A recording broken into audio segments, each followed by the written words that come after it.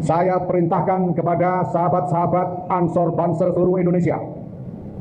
Pertama, Assalamualaikum warahmatullahi taala wabarakatuh. Jumpa lagi dengan Arman Al-Fatih. Apa kabar teman-teman semua dimanapun anda berada?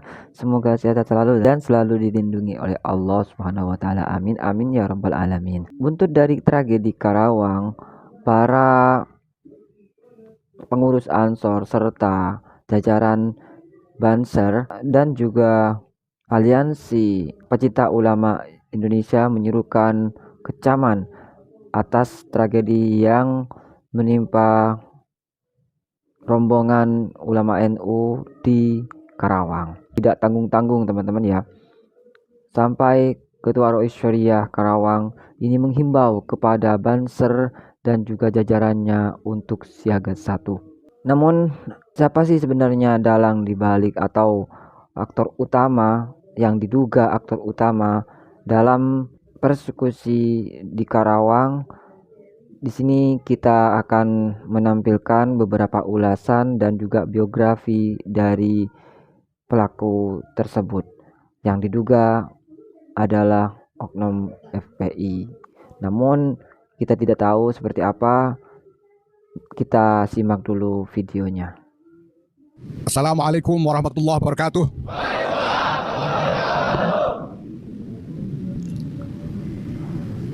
Sahabat-sahabat Ansor Banser yang saya cintai, saya sudah mendengar laporan dari Ketua Umum Pimpinan Pusat Gerakan Pemuda Ansor, sahabat Adin Jawaruddin, dan mantan Dansat Kornas Saudara Hasan Sagala mengenai kehadiran sahabat-sahabat di sini, mengenai apa yang dirasakan oleh sahabat-sahabat semua, seluruh kader Ansor Banser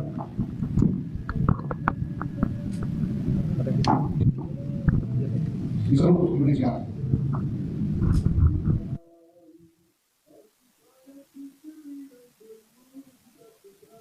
Di seluruh Indonesia merasakan gejolak, merasakan emosi yang intens terkait apa yang berkembang pada beberapa hari terakhir ini. Saya mengerti dan saya tahu benar perasaan sahabat-sahabat semua, dan saya paham sampai di mana batas kesabaran sahabat-sahabat semua. Tapi saya harus ingatkan bahwa kalian adalah kader, kalian adalah pasukan kader-kader, kalian bukan gerombolan. Oleh karena itu, saya ucapkan terima kasih kepada sahabat-sahabat bahwa sahabat-sahabat telah datang untuk menemui saya di gedung PBNU ini dan meminta perintah dari PBNU. Karena ini menunjukkan bahwa sahabat-sahabat adalah kader-kader yang disiplin di dalam menjunjung tinggi norma-norma organisasi, menjunjung tinggi norma-norma kepemimpinan di dalam organisasi. Oleh karena itu, dengan ini saya perintahkan kepada sahabat-sahabat Ansor Banser seluruh Indonesia. Pertama, tetaplah dalam disiplin barisan. Tetap dalam disiplin barisan. Jangan bercerai-berai. Kedua, tetaplah dalam disiplin kepemimpinan. Jangan bergerak sendiri-sendiri. Setiap langkah, setiap tindakan harus merupakan perwujudan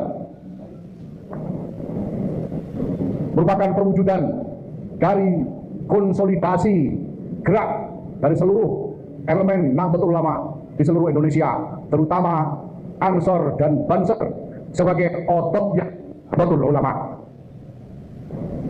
Ketiga, percayakan segala pertimbangan, segala pikiran mengenai langkah-langkah ke depan kepada pimpinan Nahdlatul Ulama. Saya sebagai Ketua Umum Pengurus Besar Nahdlatul Ulama akan meminta arahan dan kebijakan dari para kiai, para ulama Nahdlatul Ulama, khususnya kepada jajaran Suriah pengurus besar Nahdlatul Ulama, dan lebih khusus lagi kepada Rais Am pengurus besar Nahdlatul Ulama yang mulia imam kita semua Kiai Haji Miftahul Akhyar. Saya minta kepada sahabat-sahabat Banser Ansor seluruh Indonesia untuk bersabar, menahan diri sampai ada perintah untuk bertindak. Sekali lagi, tetaplah dalam disiplin kader, tetaplah dalam disiplin pasukan, tetaplah dalam disiplin barisan. Siapa kita? Aswaja, NKRI, Pancasila, Ansor Banser. Terima kasih. TNI Polri ojo meneng ae. Engko timbangane sampean meneng ae Banser sing takon budal. TNI Polri ojo meneng ae. Banser. Kami instruksikan kepada laskar-laskar semua perjuangan Bani Wali Songo untuk segera merapatkan barisan. Mungkin ini sudah saatnya kita turun ke medan laga. Apabila dalam waktu dekat tidak ada progres yang menjanjikan dari penegak hukum, maka kita akan mengejar dimanapun mereka berada. Dan kita siap berhadapan dengan siapapun yang mengganggu dengan kiai-kiai kita. Kepada kepolisian Kabupaten Karawang, khususnya Kapolres Karawang yang baru saja menjabat, untuk segera ditindaklanjuti kekerasan ini atas nama apapun itu. Kalau tidak segera, saya akan langsung melaporkan kepada Kapolda Jabar, juga Kapolri Republik Indonesia, dan mengecam keras kejadian semalam dengan mempersekusi kiai kami dari Nahdlatul Ulama oleh oknum orang-orang yang tidak bertanggung jawab. Saya mohon kepada aparat penegak hukum yang dalam hal ini pihak kepolisian untuk mengusut tuntas dan menjatuhkan hukum yang berlaku di negara Republik Indonesia. Oleh karena itu, kami meminta pihak kepolisian untuk menindak tegas, mengusut siapa dalang dan pelaku dari kejadian ini. Saya ingin membahas profil dan biografi Kiai Haji Bukhori Al-Arabi yang akhir-akhir ini sedang viral karena kesetiaannya pada Ba'alawi, teman-teman. Saya tidak ingin membahas ke sana, teman-teman. Saya hanya ingin membahas profil dan biografinya saja. Langsung aja. Kiai Haji Bukhori Al-Arabi. Sedikit dari orang yang ada di video ini. Ya, oke. Kita putarkan dulu. Saya mewakili para sepuh, Kiai Rosyid dan teman-teman para kiai yang lainnya. Memang malam ini silaturahim. Dan yang kedua, kita tidak mengemis permohonan maaf. Maaf, terlalu rendah guru kita untuk kita. Kita cuma minta klarifikasi dan alhamdulillah Ustadz Tatang sudah mencabut ucapannya. Jadi kalau udah mencabut ucapannya, kita harus maklum bahwa ini adalah sudah selesai. Ya. Kalau diulangi lagi, kita akan datang lagi kemari. Tentu dengan bendera yang berbeda. Saya minta antum semuanya dengerin. Ya, kita Tatang adalah saudara kita. Innamal mu'minuna ikhwah. Saudara Mujahal. Ya, yang mempersaudarakan kita, perhatikan, yang mempersaudarakan kita adalah biarin. Emang Muhibin lagi diuji luar biasa. Ya, Muhibin lagi diujinya luar biasa. Guru-guru kita dihina, direndahkan luar biasa.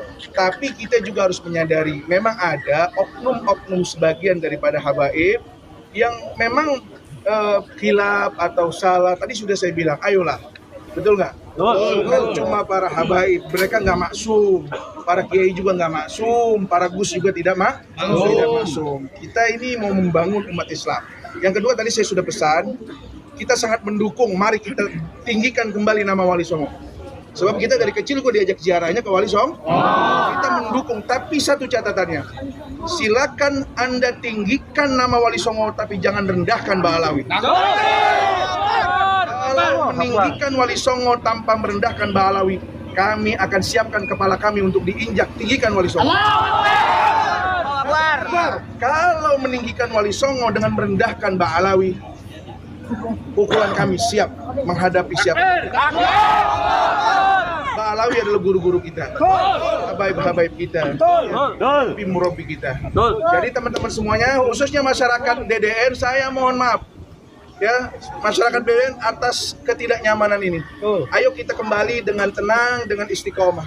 Saya bersyukur antum-antum semua kakinya dikuatin sama Allah Subhanahu wa Ta'ala.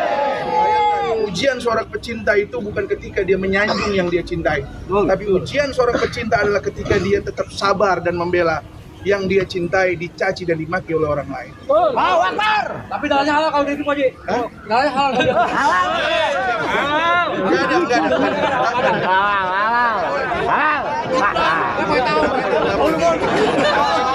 Panas.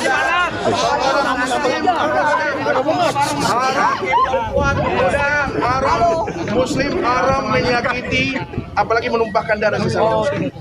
Tapi di sini saya pesan sama Imaduddin. Hai Imaduddin, Anda berdakwah silakan. Sudahi. Saya bukan memohon, sudahi. Nih lihat, kita jadi korban semuanya. Betul tidak? Kalau memang Imaduddin tetap ngotot, sok jagoan, dia duet sama saya satu laut. Anak Betawi nggak bakal mundur. Memang Muhyiddin lagi diuji luar biasa. Ya, Muhyiddin lagi diujinya luar biasa. Muhyiddin lagi diuji cina. Masya Allah. Itu yang ngomong siapa namanya, Gus Aziz? Jadi namanya itu Ustadz Bukhari Al-Arabi. Arab tuh. Cukup ya? Cukup. Lah ya silaturahmi kok gerudukan apaan itu? Memang mereka nggak mengemis minta maaf, tapi memaksa untuk meminta maaf. Ya, lebihnya gitu. Ya karena mungkin dia madhabnya madhab Hanif, bahwa merampok lebih afdol daripada ngemis mungkin. Lanjut. Nanti saya surahin nih tentang biografinya itu. Jadi siapa Ustadz Bukhari itu orang Tangerang. Terus dia itu pernah pesantren di Malnu, Matraul Anwar Nahdlatul Ulama. Sebentar Mas Aziz. Saya perintahkan kepada para kabib dan mukibin merekam kalimatnya Gus Aziz, sampaikan kepada orang itu. Jadi beliau itu alumni Malnu. Nah, terus pergi ke atau belajar ke Yaman di Habib Salim. Itu pun 2 tahun. Dulu akrab sama saya, itu akrab. Cuman mungkin temen nih. Saya sampai pernah di roasting itu sama dia itu di YouTube. Di roasting sama dia, saya males gitu. Nanti saya cari videonya yang tentang komentar dia tentang saya itu. Gini, sebentar Gus. Itu namanya Ustadz Bukhari. Tempat tinggalnya daerah mana dia? Tangerang. Tangerangnya mana? Tangerang Selatan atau Barat atau mana? Tangerang Kota. Oke, Tangerang Kota. Lalu Pak Haji Tatang yang konon katanya si Bukhari ini silaturahmi, itu domisilinya di mana? Aduh, itu saya kurang tahu, Kiai. Kalau saya berpendapat itu, saya rasa dia ketarik untuk belajar menjadi orang munafik. Lanjut Mas Aziz. Jadi ada narasi yang gabrul dari si Bukhari. Dia mengatakan bahwa Pak Haji Tatang sudah mencabut omongannya, sementara nampak di video nggak ada tuh wajahnya Haji Tatang. Ya, nanti kita kumpulkan data dulu ya, Nah, maksudnya sebelum mengumpulkan data, saya kan bicara tentang fakta yang disodorkan oleh Gus Aziz nih. Bahwa kalimat Bukhari itu gabrul karena apa? Nggak ada loh. Di situ, di rekamannya nggak ada Haji Tatang mencabut. Kan gitu kan? Iya. Nggak ada pernyataan juga ya tertulis? Nggak ada, klaim itu. Video atau tertulis? Nah, lanjut. Setelah itu kan dia 2 tahun tuh, sekitar tahun 2000-an pulang lagi ke Indonesia. Nah terus dia mulai apa istilahnya ya, mungkin karena sering kali berinteraksi dengan Habib dan gurunya juga Habib gitu kan. Jadi lama-lama yang awalnya itu kental ke NU-annya, kemudian berpindahlah ke FPI. Makanya ketika kemarin di mana debat Banten dia ada kenal juga dia sama saya mah, akrab. Terus apa ya kurang lebih untuk pemikiran ya tidak cocok dengan guru-gurunya yang ada di Malnu. Itu saudara. Oh, di FPI dapat jabatan dia. Waduh, saya kurang tahu kalau hal itu ya. Saya kurang begitu tahu itu. Iya. Tapi yang jelas walaupun Gus Aziz kenal dengan barusan orang, Gus Aziz nggak pernah ditransfer kan? Enggak. Ya, ditransfernya sama Faku. Oke teman-teman, kali ini saya ingin membahas profil dan biografi Kiai Haji Bukhori Al-Arabi yang akhir-akhir ini sedang viral karena kesetiaannya pada Ba'alawi teman-teman. Saya tidak ingin membahas ke sana teman-teman, saya hanya ingin membahas profil dan biografinya saja. Langsung aja. Kiai Haji Bukhori Al-Arabi lahir di Tangerang tanggal 13 September 1981. Wow, masih sangat muda ya kiai yang satu ini. Beliau tinggal di Tangerang teman-teman, saya tidak bisa sebutkan alamatnya. Pendidikan pertamanya beliau menempuh pendidikan SD-nya Madrasah Ibtidaiyah di Nurul Huda tahun 1993. Kemudian beliau melanjutkan Madrasah Sanawiyahnya di Madrasah Sanawiyah Nurul Huda tahun 1996. Sedikit informasi, Madrasah Nurul Huda ini yang sekarang beliau pimpin, yayasan yang sekarang beliau pimpin. Lanjut ke Madrasah Aliyah, beliau menempuh pendidikan Madrasah Aliyahnya di Malnu Menes tahun 1999. Pondok Pesantren Tahfizul Quran Kebonjeruk Menes Pandeglang tahun 2000. Kemudian beliau melanjutkan studinya di Pondok Pesantren Rubat Tarim Hadratul Maut Republik Yaman tahun 2003. Beliau adalah seorang ketua Yayasan Dharma Indonesia Yatim Piatu. Kemudian beliau adalah pengasuh Pondok Pesantren Nurul Huda Yadin. Oke, terima kasih teman-teman. Itulah biografi. Naon sih?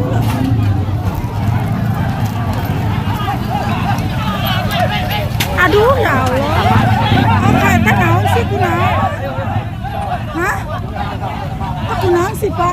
Tarik.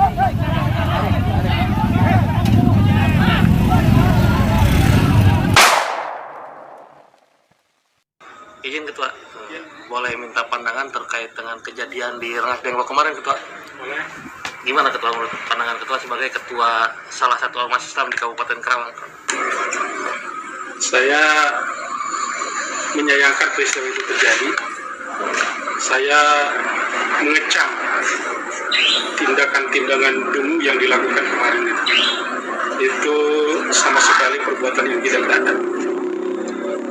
Gitu kan? Nah, dalam pandangan Islam sendiri itu seperti apa secara umumnya Ketua? Tidak baik, tentu tidak beradab. Walaupun alasannya dikaitkan dengan isu agama itu. Walaupun demikian.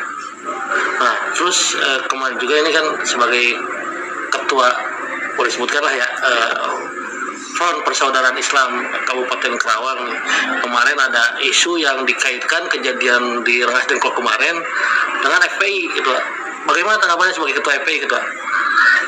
Itu fitnah yang menimpa terhadap kami, yang dikait-kaitkan peristiwa di Rengas Dengklok itu dengan kami, itu sama sekali fitnah. Kenapa? Kami tidak terlibat, kami tidak tahu menang peristiwa tersebut. Walaupun memang kami bersuara cukup keras menyikapi akan datangnya Kiai Haji Imaduddin. Betul, kami melakukan penolakan. Tapi cara-cara kami beradab. Kami datang ke MUI, berdialog dengan Ketua MUI, Sekretaris MUI. Di situ juga hadir dari pihak kepolisian, ada Pak Wasis, kemudian dari pihak Intel Kodim, Intel Kodam. Kami sampaikan sebaiknya Kiai Haji Imaduddin tidak datang ke Karawang, karena yang beliau ungkapkan itu mayoritas adalah ujaran kebencian, permusuhan. Sementara di Karawang kan sudah kondusif. Kalau mau ngaji bab-bab yang lain, bab-bab agama, sangat bagus sekali. Kami sangat mendukung. Tapi kalau setiap pengajian hanya membahas kebencian, mengungkapkan ketidaksukaan terhadap salah satu kelompok, itu tentu kami rasa itu tidak baik. Lebih baik tidak usah ada kalau hanya untuk memecah belah umat Islam. Itu kami datang ke MUI, kami datang ke kepolisian. Kalau yang dilakukan kemarin itu bukan apa. Nah, ketika sama-sama terjadi penolakan, terjadi peristiwa itu lalu dikait-kaitan dengan kami, itu sangat konyol sekali. Kami sudah ketahuan sebagai orang yang melakukan penolakan lalu melakukan kekerasan. Nah, itu tentu kalau dari sisi strategi itu sangat buruk dan bunuh diri. Nah, itu sangat buruk. Itu bukan karakter kami, bukan akhlak kami seperti itu. Ketua sendiri sebagai mungkin pihak yang dianggap dikambing hitamkan gitu ya, ada nggak pemikiran yang mungkin ada pihak-pihak tertentu yang memanfaatkan fenomena ini untuk menjatuhkan nama organisasi FPI gitu? Sangat mungkin, karena yang hari ini beredar video-video yang katanya pelaku itu bukan anggota kami. Itu bukan anggota kami. Seluruh anggota kami tidak mengenal. Saya sudah tanya ke berbagai pengurus, walaupun memang anggota FPI sangat banyak, saya tidak kenal satu persatu. Di Kabupaten Karawang ribuan, saya tidak mungkin mengenal semuanya. Tapi simpul-simpulnya pasti kenal. Simpul-simpulnya pasti kenal, dan itu mereka tidak satupun yang mengetahui mengenai orang tersebut. Itulah tadi ungkapan dan juga himbauan dari Ketua Rais Karawang yang menyerukan kepada anggota Banser dan juga jajarannya ini untuk siaga 1, dan kita sudah lihat bersama biografi dari yang diduga adalah otak pelaku persekusi Karawang. Bagaimana menurut pendapat teman-teman semua? Silahkan lanjut di kolom komentar. Terima kasih untuk teman-teman yang sudah mengikuti channel ini. Mohon maaf apabila ada salah-salah kata. Akhirul kalam, wabillahi taufiq wal hidayah wal ridha wal inayah. Wassalamualaikum warahmatullahi wabarakatuh.